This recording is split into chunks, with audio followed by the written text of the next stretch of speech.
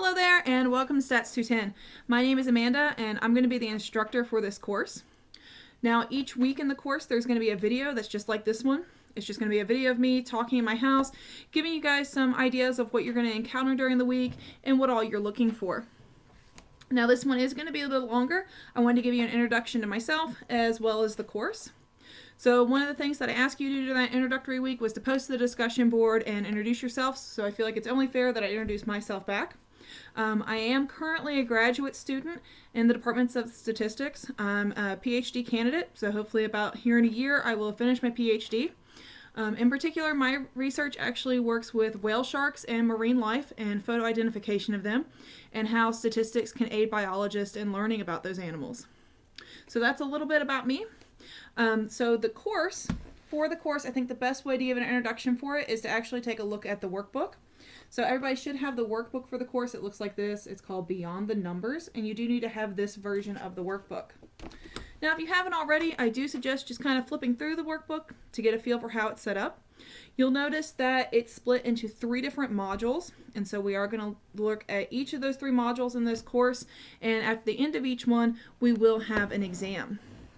Now, the other thing to notice about the workbook, there is a nice introduction at the beginning. Now, the introduction is probably a little bit better suited towards instructors, but it's not a bad idea to look through. And the other thing to notice is the appendix at the back of the book.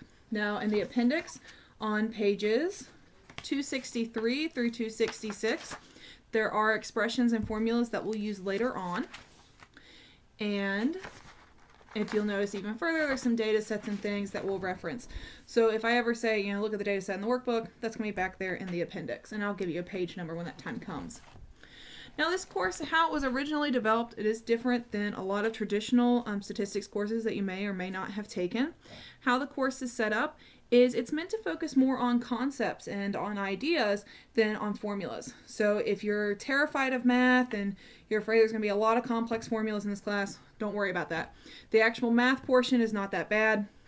The hard part about this class is going to be the concepts and the ideas, which I'm going to help walk through. Now, like I said, the course is split into 3 modules, and we're going to start in Module 1. Now, Module 1 is very different than what you would see in a typical statistics course because it's actually focused on what we call human inference.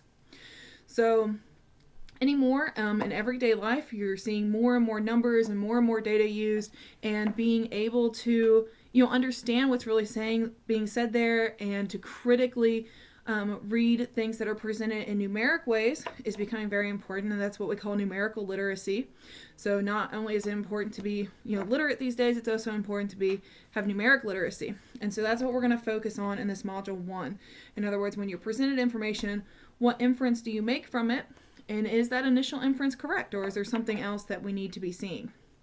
So as an example of what I'm talking about, I've attached 2 images to this spot on Canvas. So take a moment, pause the video, and open up those 2 images, and we'll talk about those just quickly. So one of the things we're going to look at here in Module 1 is we're going to look at when information is presented to you, and maybe all of the information presented is correct, but the manner in which it's presented causes incorrect inference. So if you'll take a look at that first picture, you're going to see a picture of water.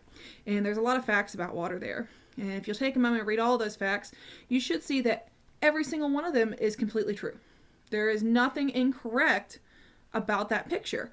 But because of the way the information is presented, if you didn't know what water was, you'd think, wow, this water substance must be really dangerous and maybe I don't want to ingest it. But as we all know, you have to have water to live. So even though all of the information presented in this picture is 100% correct, the manner in which it's presented is going to cause incorrect inference. So that's one of the things we're going to look at here in Module 1. We're going to look at how information is presented and how that affects inference. In other words, what does it make people think? And then hopefully as a consumer of information, you're going to see, hey, when I see these things, maybe I need to step back and say, or what they're saying, is it really true? Or is the inference they're making me have be incorrect? And so one of the first exercises you're going to do out of the workbook is Beyond the Numbers 1.3, and that's going to be a case like this. The information they give you is actually going to be true, but the way that they have presented it is going to initially seem really bad, but when you step back, you're going to say, hey, this isn't as bad as they originally made it out to be. Now, another thing we're going to look at is sometimes information is presented and the way it's presented is just incorrect. So if you'll look at the second picture we have there, many of you may have seen this recently with the Powerball drawing, and you'll notice a lot of the pictures that I present are stuff that I find on social media, so you've probably seen them as well. And so this one was put around a lot, and so it shows, we have that $5.1 billion that, somebody won, and it says, well, what if we split this among everybody in the United States? Look how much money we would have. And you'll notice that somebody has done the incorrect math here. They've misplaced a decimal point. So there's other times that information is presented, but some mistake has been made, and that makes the inference go awry. And so that's another thing that we're going to look at today is information is presented, but something went wrong, and we want to be able to spot when things are going wrong. And so you'll find that things like misplaced decimal points and things like that.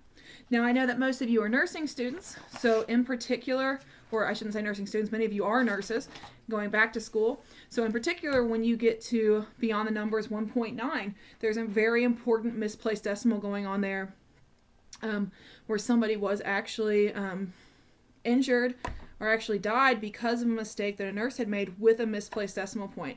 So these messing with decimal point, things like that can have very serious consequences. And so this is one reason it's so important to have a good feel for numeric literacy and being able to work with these numbers. Now, the other thing we're going to look at this week, one other thing is we're going to look at common statistical summaries. So you're going to see ways that information is presented, and maybe the way it was presented was correct, but it gave improper inference. So the manner in which it was presented should have been presented better. You're also going to look at the way that information is presented, but something went wrong, and so that caused incorrect inference. And then so finally, after we look at those two things, we're going to look at basic statistical summaries and ways that information should be presented. So that's the last thing you're going to see. Now, when you initially look at the work for this week, well, first of all, I should say in Canvas, you're always going to want to look at the work under modules. I'm going to post all assignments under that module section.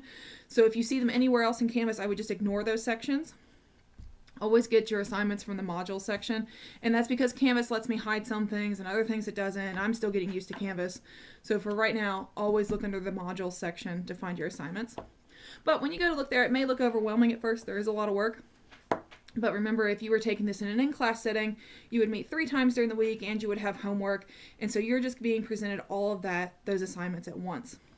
So I would not do all of these assignments in one sitting. Instead, I would suggest pacing yourself throughout the week. Maybe one day do a couple, another day do a couple, and a third day finish them up. If you try to cram, if each week you try to do all the work in one day, I think that's going to be very difficult. And I think you're not going to give yourself enough time to let the information really absorb. So that's why I would highly suggest pacing the work throughout the week.